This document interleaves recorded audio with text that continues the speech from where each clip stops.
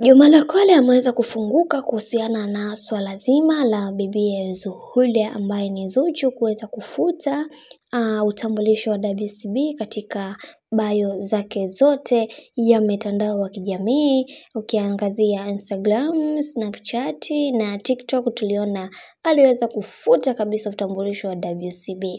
Sasa kitu ambacho kinachosemekana ni kwamba bibi huyu ameweza kufuta hizo lebo. Mwanzoni kabisa kulikuwa na tetesi kwamba binti huyu ameamua kujiondoa kabisa katika lebo, na baada ya huyu binti kuweza kupatiwa talaka na bwana mkubwa ambaye ni Diamond Platnumz. Lakini pia kitu kikubwa ambacho kilichoweza kumsababisha yeye kuweza kuandika kwenye bio yake Mrs. Nasibu ni baada ya bibi huyu kuweza kurudiwa na bwana mkubwa ambaye ni Diamond Platnumz. Sasa issue kubwa ambayo iliyopo ni kwamba bibi huyu aliweza kuolewa na bwana mkubwa ambaye ni Diamond Platnumz. Waliweza kudumu katika wiki mwezi mmoja na wiki kadhaa hivi.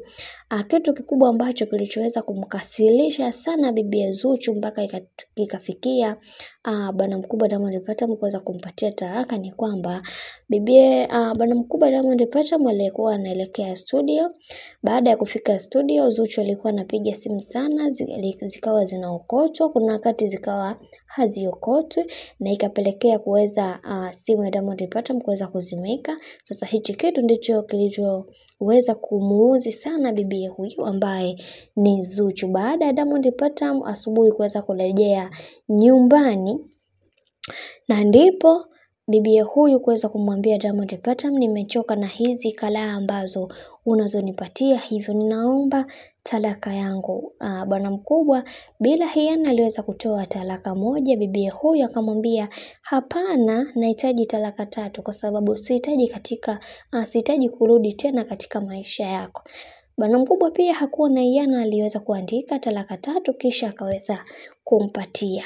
Na baada ya kuweza kupeana talaka ndipo tulipoona Diamond Platnumz akiwa ameelekea kwenye shughuli ya bwana mkubwa ambaye ni Jux, na tumeona akiwa wamekaa tofauti.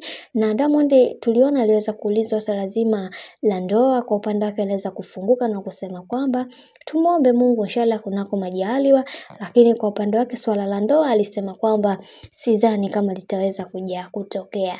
Sasa baada ya situation hiyo, hawa wawili walivyorudi nyumbani ni wakakaa wakaweza kuzungumza kuhusiana na swala zima ya maugomvi yao, ndipo kila mtu akaweza kulegeza kamba, wakasameheana, kila kitu kikawa safi.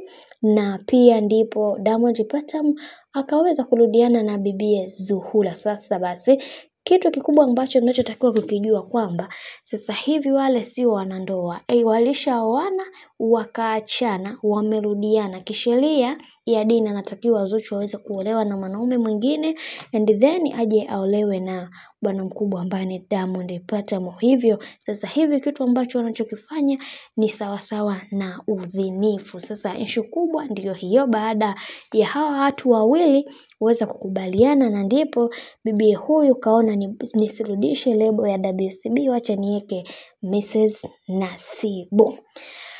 Bwana, hili jambo limeweza kuwashtua watu wengi sana kuhusiana na huu ujumbe mzito, kwa sababu wengi walikuwa hawajui kitu kikubwa ambacho kinachoendelea kati ya hawa watu wawili. Bwana, nikusitu kama ndo mara kwa kwanza kufuatilia channel yetu hii pendwa Bizaza Media, basi usisahau kusubscribe, kulike, kushare pamoja na kucomment. Kwa upande wangu sina la ziada, wacha nikutakie siku njema na kazi njema. Bye bye.